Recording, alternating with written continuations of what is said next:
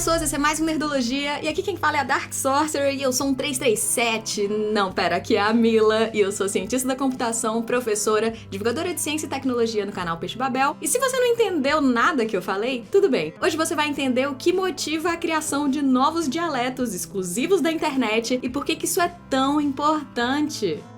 É surreal pensar que só de estar na internet a gente desenvolve novos comportamentos como a criação de dialetos e vocabulários. E se você quer entender os algoritmos que induzem esses comportamentos, saiba que a Alura, além de ser a maior escola online de tecnologia do Brasil, também cria conteúdo acessível para a comunidade. Vale conhecer o canal da Alura no YouTube e o podcast hipsters.tech.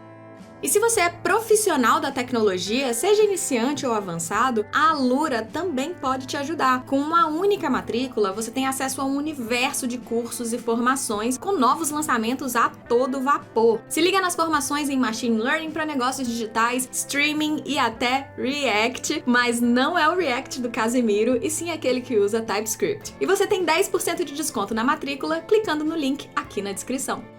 Você conhece o termo Lit? Eu conheci há 12 anos no clipe Eu Sou um 337 do Cauê Moura, de onde saiu a introdução desse vídeo, mas Lit é uma variação linguística, onde letras do alfabeto são substituídas por números ou símbolos visualmente similares. Nessa variação, a palavra Lit pode ser escrita com os caracteres 1337. Esse foi um dos primeiros fenômenos sociais da internet, geralmente atribuído aos hackers da década de 80. Para compartilhar conteúdo controverso, como estratégias para burlar os sistemas da época, trocar letras por outros símbolos, primeiro escondia seu conteúdo de ferramentas de busca e também burlava sistemas automáticos de moderação, baseados em filtros de palavra-chave. A proposta do Lit de escrever coisas gramaticalmente erradas, mas entendíveis por um grupo de pessoas, não só tá aí até hoje, como ganhou um universo de dialetos, hoje chamados de Algospeak. O termo junta as palavras algoritmo e falar em inglês, por ser uma comunicação adaptada para interferir nos algoritmos que vão ler o seu post antes de qualquer pessoa. Uma expressão atual desse fenômeno foi levantada pelo radar Aos Fatos, trazendo dicionário masculinista, palavras fora de contexto ou até inventadas para propagar discurso misógino sem ser pego por algoritmos de moderação, usando termos supostamente inocentes para mascarar definições muito ofensivas. Palavras que carregam uma gama de significados só para quem conhece o novo uso dessas palavras. Essa atitude, por outro lado, não interfere no alcance do conteúdo, que é gerenciado por algoritmos de recomendação. Esse usa uma infinidade de informações muito além do conteúdo escrito, como o perfil que postou, as hashtags e principalmente se os seus amigos interagiram com aquele post. Então, usar palavras inventadas ou fora de contexto não necessariamente compromete a recomendação, já que o algoritmo tem outros recursos à sua disposição.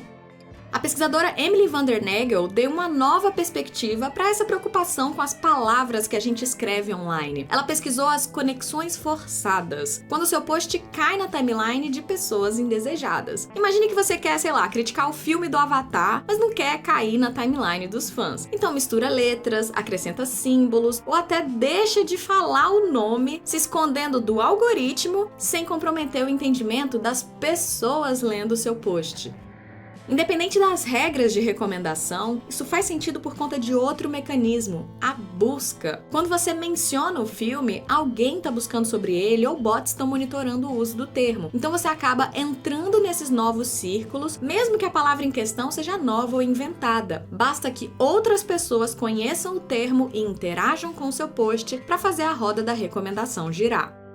Então a gente passa a chamar uma determinada pessoa de bicicleta, bananinha ou troca as iniciais do Nilip Feto para fugir das recomendações indesejadas, e isso vira parte do vocabulário da internet. Por outro lado, fugir da moderação é um problema muito mais espinhoso. Moderação de conteúdo tá aí desde os primórdios da internet. Na década de 80 e 90, quando acessar a internet ainda era chamado de telefonar, surgiram os 30 mandamentos do BBS, o Bulletin Board System, que foi um dos primeiros espaços sociais online. Era uma peça humorística, mas trazia regras de convivência, como honra teu moderador, guardarás tua linguagem chula para ti mesmo. Na época do BBS e até hoje em comunidades menores, dá para contar com moderação humana, às vezes com o apoio de ferramentas simples como os tais filtros de palavras. Mas no caso das redes sociais com bilhões de usuários, a moderação humana existe, mas é muito controversa, já que a quantidade de trabalhadores necessária leva à terceirização do trabalho para países mais pobres, além dos relatos recorrentes de pessoas traumatizadas com o conteúdo visto.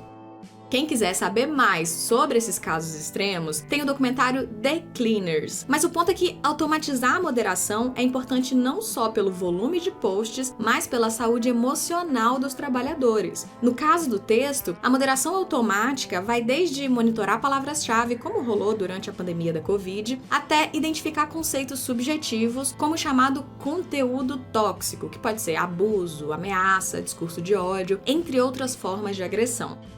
E aí entram os modelos de linguagem que a gente já falou várias vezes aqui no Nerdologia, e talvez você conheça o membro mais famoso dessa família, o ChatGPT. Aqui existe o trabalho invisível de pessoas marginalizadas que analisam e anotam milhares de parágrafos dizendo o que é tóxico e o que não é, desde frases neutras até as descrições mais extremas de abuso. Esses são os dados que alimentam ferramentas como o ChatGPT, que aprendem a imitar as anotações humanas a partir de qualquer padrão que encontrar nos dados. Uma pesquisa do Internet Lab mostrou que classificadores de toxicidade são muito sensíveis a certas palavras que costumam aparecer em contextos de agressão. Tipo, se tem muito texto homofóbico nos dados, palavras como gay são gatilho para classificar um texto como tóxico, mesmo se for algo neutro ou positivo, como uma drag queen falando com seu público. E apesar de ferramentas recentes terem melhorado muito a compreensão de texto, esse problema ainda existe. Então, por um lado, o discurso de ódio e desinformação adota uma posição de clandestinidade, chamando vacina de picada ou bulimia de Mia em perfis pró-distúrbio alimentar, mas o mesmo acontece, por exemplo, com profissionais da saúde que querem abordar esses temas. A automação tem a desvantagem de ser muito ruim com subjetividade.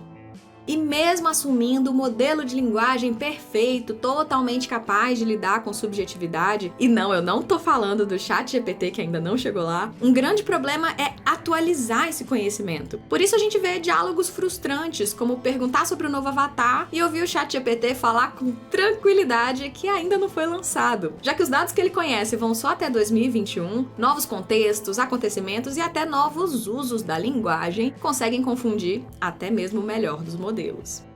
Por isso que o problema da moderação automática é como um jogo de gato e rato, uma perseguição que nunca termina, já que para cada ferramenta mais nova e melhor, vai surgir um novo dialeto ou um novo vocabulário para se comunicar com pessoas, mas se camuflar dos algoritmos que gerenciam a internet. E no Nerdologia sobre Avatar e a captura de movimento, Eduardo Macedo mencionou o Jar Jar Binks do Star Wars. Sim, esse foi um dos primeiros usos da captura de movimento na tentativa de animar uma cabeça virtual no corpo real do ator Ahmed Best. Dá até pra ver os marcadores de captura no pescoço do ator, a parte onde o real e o virtual se encontrariam. O documentário The Beginning mostra que a produção do filme não curtiu muito o resultado e acabou criando um personagem totalmente virtual, com as filmagens só de referência para a equipe de animação. Em um tweet de 2017, Ahmed considera esse um importante processo de aprendizado. Segundo ele, o Jar Jar andou para que o Gollum pudesse correr e os Na'vi pudessem voar. Obrigada, Eduardo, pelo seu comentário, e a todos vocês, se gostaram do conteúdo, curte e compartilha nas suas redes sociais, assina o canal para mais histórias da internet e até a próxima. Tchau, tchau!